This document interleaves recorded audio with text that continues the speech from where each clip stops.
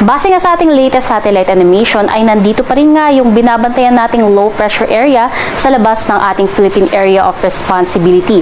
At huli nga yang namataan sa layong 1,415 kilometers silangan ng Eastern Visayas. Sa ngayon, nananatili pa rin nga na katamtaman ang tsansa nito na maging isang ganap na bagyo. Although sa ngayon, hindi natin nakikita na papasok ito sa loob ng ating Philippine Area of Responsibility at sa mga susunod na araw ay patuloy nga itong kikilos pa northeastward papalayo ng ating bansa. Yung babantayan nga lamang natin ay yung trough nitong low pressure area na kung saan nakakaapekto nga yan dito sa may bahagi ng Visayas at Mindanao, especially nga dito sa may silangang bahagi ng Mindanao na kung saan magdudulot ng mga katamtaman hanggang sa kung paminsan-minsan ay malalakas na mga pag-ulan.